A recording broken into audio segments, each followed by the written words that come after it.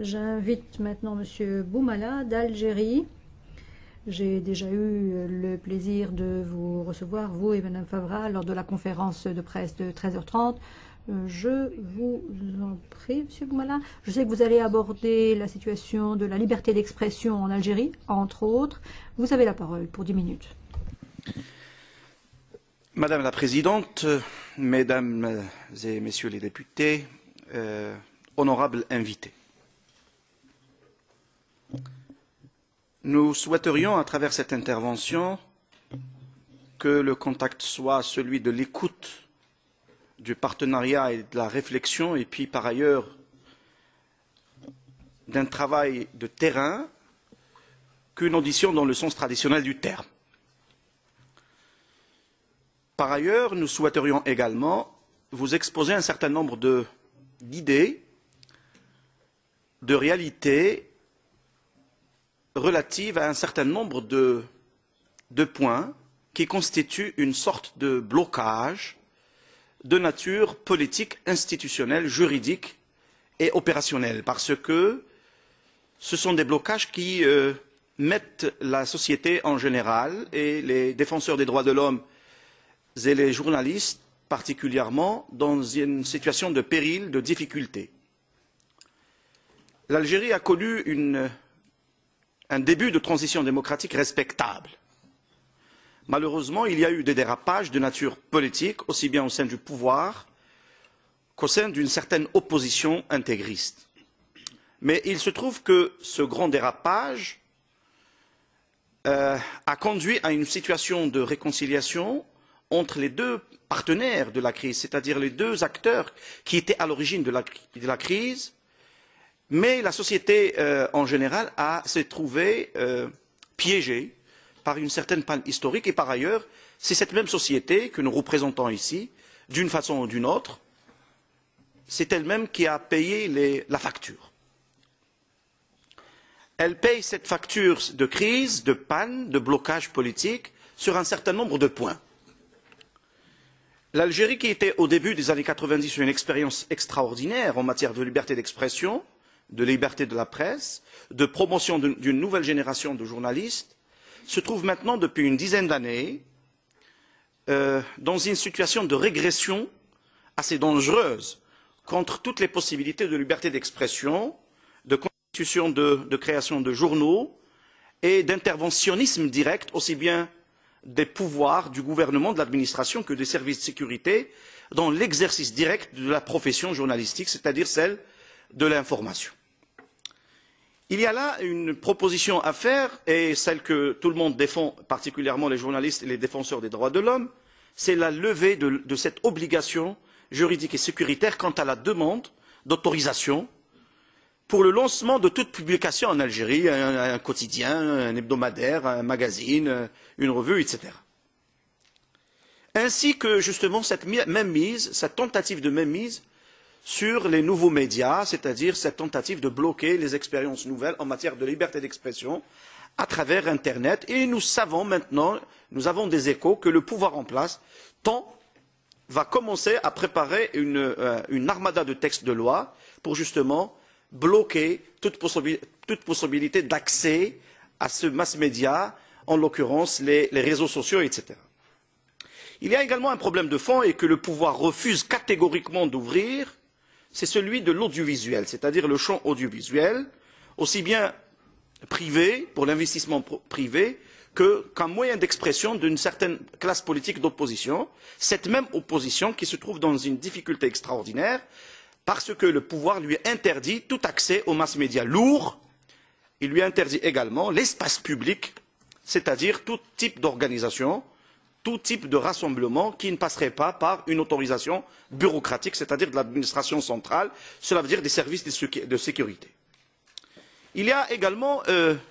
sur le plan du code pénal, il y a une loi qui est utilisée comme l'épée de Damoclès sur la tête de l'ensemble des journalistes et des intellectuels, de ceux qui veulent s'exprimer, qu'il faudrait justement abroger, et cette loi elle est relative donc au délit de l'opinion et à l'emprisonnement des journalistes. En voilà un pays qui a connu une expérience extraordinaire, qui tend maintenant vers et qui connaît chaque semaine, chaque mois, des procès contre des journalistes, contre des journaux, des directeurs de publication, etc. Et c'est malheureusement une régression qui n'est pas du tout féconde sur le plan de la liberté de l'expression et sur le plan de l'engagement des journalistes et des défenseurs des droits de l'homme en général. Il y a également un problème de fond qui se pose et qui est de nature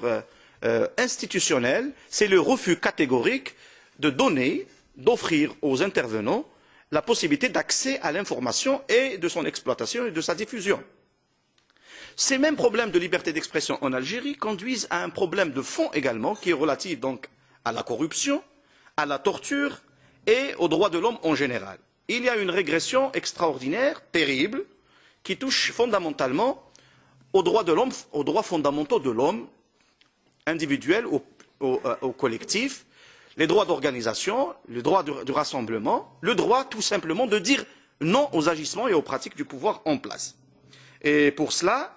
il y a une sorte de rapprochement entre les différents partenaires du pouvoir en place qui ferment tous les accès, toutes les possibilités d'expression, aussi bien pour les organisations des droits de l'homme qu'à la société, qu'aux partis politiques, etc. Et nous souhaiterions dans ce sens-là qu'il y ait un conditionnement et une conditionnalité de toutes sortes de partenariats avec l'Union européenne qui concernerait justement ce droit de la société à s'exprimer librement et à s'organiser, à lancer des associations, etc. Et un observatoire indépendant euro-arabe serait peut-être un moyen de contrôle, de suivi des situations de torture,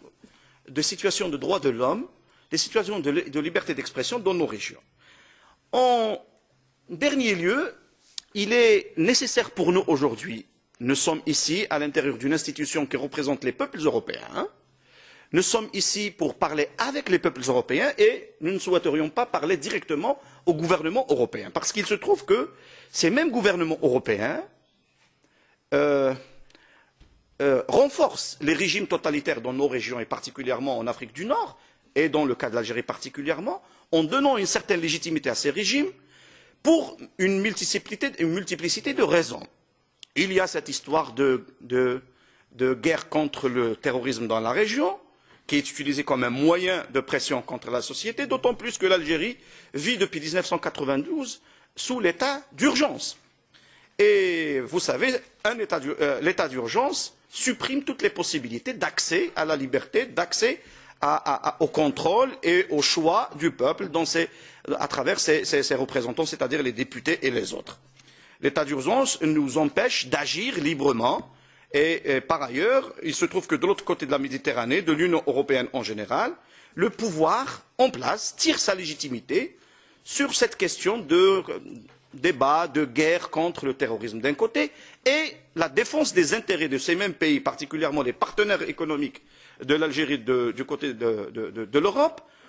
la défense des intérêts de ces pays-là. Donc nous considérons que cette complicité indirecte des gouvernements européens bloque les processus de changement, de rupture, de transition dans nos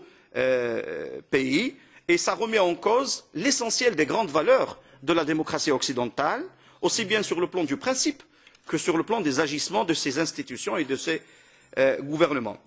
Par ailleurs, et le plus important pour nous en tant que société civile, c'est de créer et de renforcer les différents types de réseautage, c'est-à-dire des réseaux, entre justement les différents acteurs de la société civile, des défenseurs des droits de l'homme, des journalistes, des espaces publics d'expression et également d'apprentissage de la chose publique, c'est-à-dire de la pratique politique, aussi bien pour la classe politique que pour les intellectuels, que pour les journalistes et que pour tous les intervenants qui interviennent sur le terrain politique, le terrain des droits de l'homme et de la presse, pour défendre un certain nombre de valeurs, en l'occurrence la démocratie et la démocratisation.